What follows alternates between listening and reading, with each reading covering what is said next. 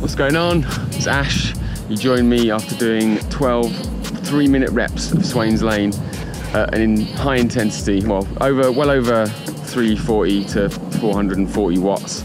And it's the first time I've been outside training proper in 2 weeks because I've been locked in the Zwift matrix in my pain cave, feeling the benefit, just not being able to push as many hours as I'd planned to, but the intensity has been cranked up to 11 and I've been feeling the benefit, but it really takes it out of you when you do just the most intense sessions, like hour-long sessions where you're just flat out racing other people from all over the world in Zwift, and you push yourself way beyond anywhere you could push yourself just if it was you going up Swains Lane. I still can't push myself as hard as I would in races on Zwift as I would up Swains Lane. The only difference is Swains Lane, you can push your peak numbers, where in indoor training on Zwift, I just can't seem to, it's just not as easy to push numbers over 400 watts as it is to push 400 watts outside up Swains Lane here.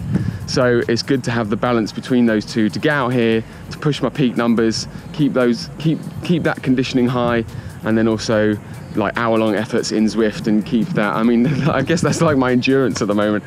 But yeah, it's going good. Even though I'm not being able to get as many hours as I want on the bike, it's, as long as the intensity is high, then we're still reaping massive benefits, and I'm enjoying it. I'm loving it. I'm loving the races. You might have seen last week this week I was doing Zwift live streams. I just started to do that, getting my setup dialed in.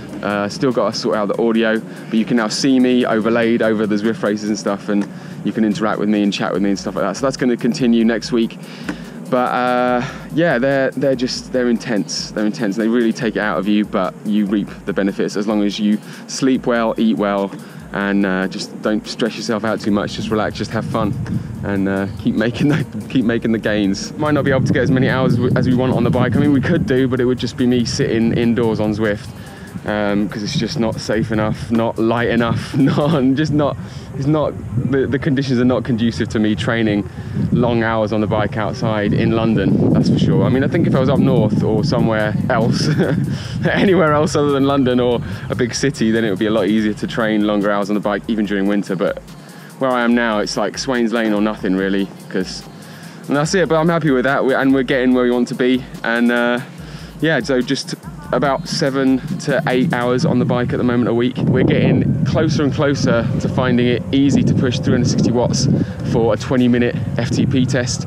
So at 68 kilos, which is what I am now, a 20-minute FTP test at 360 watts is a 5 watt per kilo FTP. And that is what we're gunning for, because that kind of fitness is worth chasing, because you feel invincible. The closest I ever got to it was earlier this year in Wales, and I was pushing 340 watts all over the place, and it just felt, I just felt like a monster, like something between a Zen monk and a berserker warrior was what it felt like. And it's just like that feeling is something I want back. So that's what we're chasing, that's what we're gunning for. And yeah, you can just keep following me on my journey, and next week doing lots of Zwift live streams, you're going to see exactly what it's like to push as many watts as I can for an hour on fatigued legs as I'm training. And yeah, just come watch me suffer. So if I don't see you then, I'll see you in the next one.